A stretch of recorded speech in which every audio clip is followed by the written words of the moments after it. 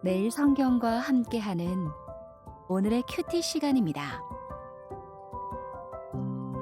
10월 19일 오늘의 말씀은 열왕기상 18장 16절에서 29절입니다.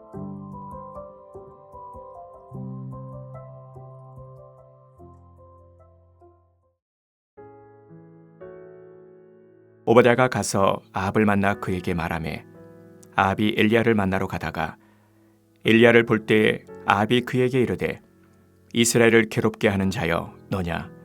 그가 대답하되 내가 이스라엘을 괴롭게 한 것이 아니라 당신과 당신의 아버지의 집이 괴롭게 하였으니 이는 여호와의 명령을 버렸고 당신이 바알들을 따랐음이라.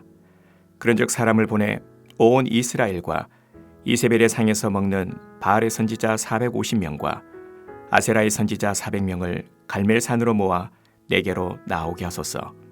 아합이 이에 이스라엘의 모든 자손에게로 사람을 보내 선지자들을 갈멜산으로 모으니라. 엘리야가 모든 백성에게 가까이 나아가 이르되 너희가 어느 때까지 둘 사이에서 머뭇머뭇하려느냐? 여호와가 만일 하나님이면 그를 따르고 바알이 만일 하나님이면 그를 따를지니라 하니 백성이 말 한마디도 대답하지 아니하는지라.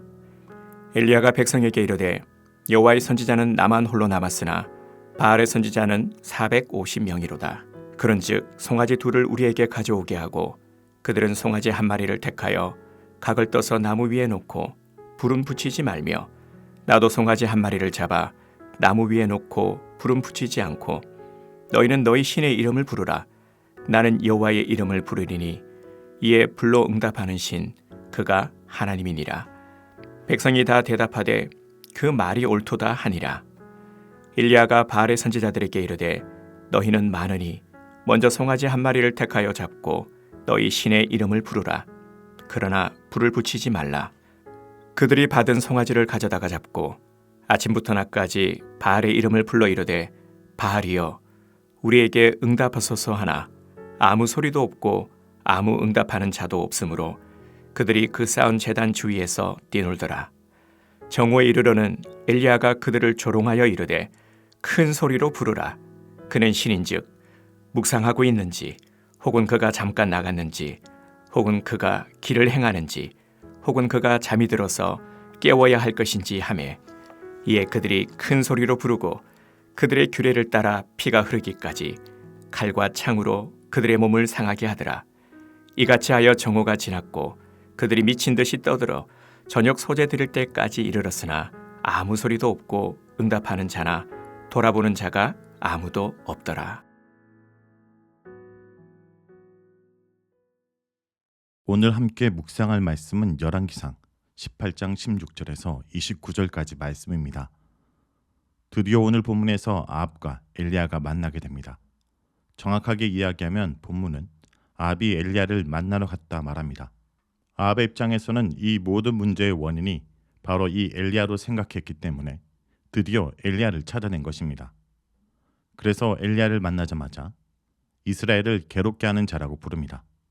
하지만 엘리야는 문제는 자신이 아니라 아합과 그의 아버지의 집이 일으켰다고 말합니다. 그들이 여호와의 명령을 버리고 바알을 섬겼기 때문입니다. 여기서도 엘리야는 바알과 아세라가 이스라엘의 평안과 평화를 주는 것이 아니라 이스라엘을 괴롭게 하는 신이라 말합니다. 이런 엘리야의 반박에 아합은 대답을 못하고 둘의 논쟁은 엘리야의 승리로 끝납니다. 그리고 이제는 논쟁이 아니라 실제적인 대결을 엘리야는 제안합니다. 엘리야는 갈멜산에서 바알과 아세라의 선지자들과 여호와의 선지자인 자신의 대결을 제안한 것입니다. 아합에게 바알의 선지자 450명, 아세라 선지자 400명을 갈멜산으로 모아서 누가 참 신인지 백성들 앞에서 대결하자고 말합니다. 여기서 이세벨의 상에서 먹는 바알과 아세라의 선지자들이라는 표현이 나오는데 이세벨이 바로 바알과 아세라 선지자들의 호견이라는 것을 말하는 것입니다. 이세벨은 북이스라엘에서 여호와의 선지자들을 제거하고 많은 바알과 아세라 선지자들로 대체하여 우상의 나라로 만들어 버렸습니다. 이방 여인 이세벨이 아합의 아내로 이스라엘 땅에 들어와 하나님의 땅을 우상의 땅으로 만든 것입니다. 이러한 모습은 이후 열왕기상 21장에 아합이 나봇의 포도원을 가지고 할 때 이세벨이 가지도록 돕는 모습과 연결됩니다.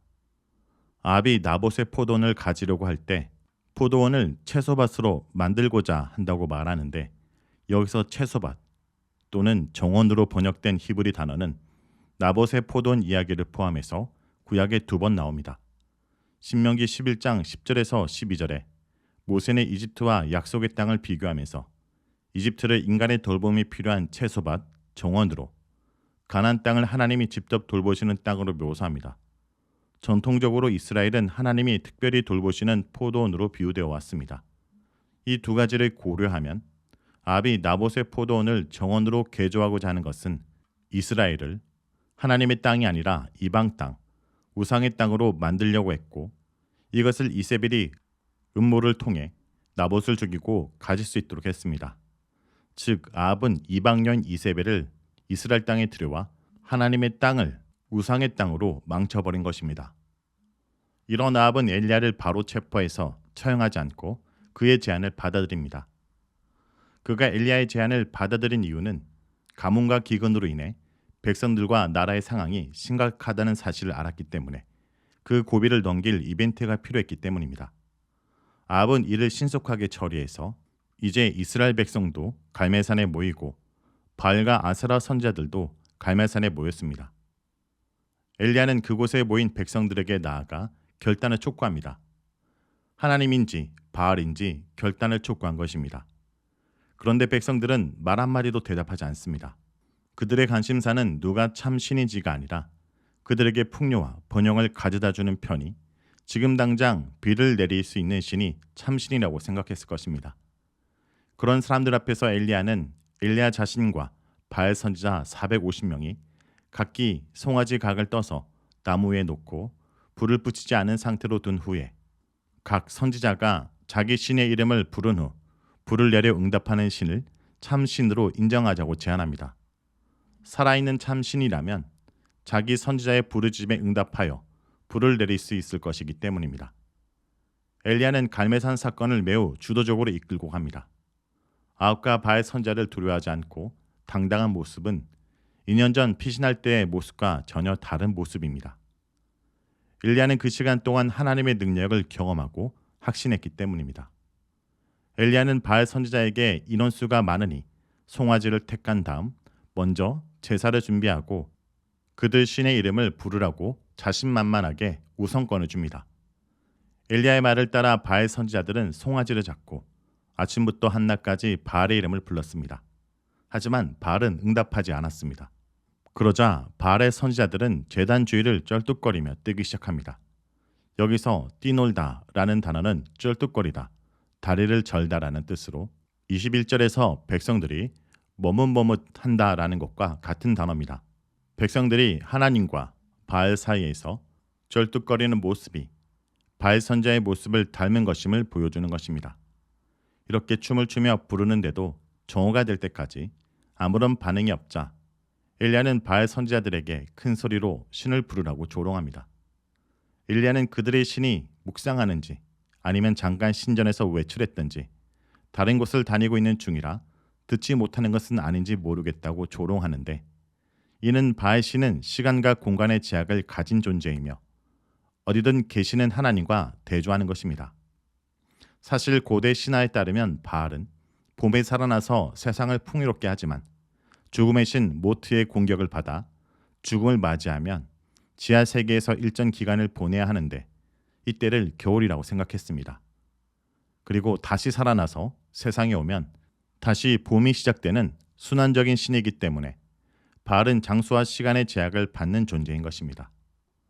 엘리야는 아무 응답을 하지 못하는 바알이 참신이 아니라는 것을 백성들에게 보여주며 조롱한 것입니다.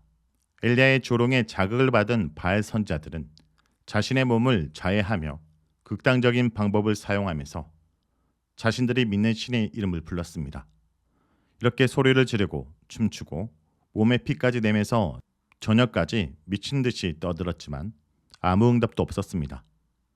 바알 선지자들이 그토록 애타게 부른 바알은 응답하지 못하였기 때문에 그는 가짜 신으로 판명된 것입니다. 성도 여러분, 이 세상 사람들이 그토록 따라가는 우상과 거짓 신은 이렇게 우리의 부르짖음에 응답하지 못합니다. 참 하나님인지 거짓 우상인지 구별하는 가장 확실한 방법은 우리의 음성에 응답하는지를 보면 아는 것입니다. 바알과 같은 우상과 달리 우리 하나님은 응답하시는 분입니다. 언제 어디서나 우리와 함께 하시는 분입니다. 그런 하나님을 저버리고 세상 사람들이 따르는 헛된 우상 앞에 쩔뚝거리고 있진 않습니까? 아니면 세상을 따를 것인지 하나님을 따를 것인지 머뭇머뭇거리고 있진 않습니까? 오늘도 세상 앞에 머뭇거리지 말고 주님을 온전히 따르기를 결단하고 주님께 오늘 하루를 살아갈 은혜의 담비를 달라라고 간구하는 여러분이 되길 간절히 소원합니다. 기도하겠습니다. 주님, 여호와를 따를 것인지 바알을 따를 것인지 외치는 소리에 머뭇머뭇거리는 이스라엘 백성의 모습을 보았습니다. 혹시 이것이 우리의 모습이 아닌지 돌아봅니다. 주님이 어떤 분이신지에 대한 관심보다 당장 내게 유익이 되는 것을 따르고 섬기려는 우리 자신의 모습을 발견합니다. 또 자신의 요구를 들어달라고 날뛰는 바알 선지자의 모습이 우리의 모습이 아닌지도 다시 한번 생각하게 됩니다. 내 요구를 간절시키기 위해 수단 방법을 가리지 않고 자기 자신을 망치면서까지 어리석은 열심을 내는 것이 혹시 우리의 모습은 아닌지 돌아봅니다. 주님, 그렇다면 용서하여 주시옵소서. 그들의 잘못은 신을 섬기는 방법의 문제가 아니라 참신을 섬기지 않았다는 것을 발견했습니다. 부르짖음을 듣고 우리와 늘 함께 하시는 하나님을 저버리고 엉뚱한 것에 내 인생의 문제를 해결하려고 했던 우리의 어리석음을 용서해 주시옵소서. 말씀을 따라 주님을 바로 알고 온전히 섬기는 주의 백성이 되게 하여 주시옵소서. 예수님의 이름으로 기도합니다. 아멘.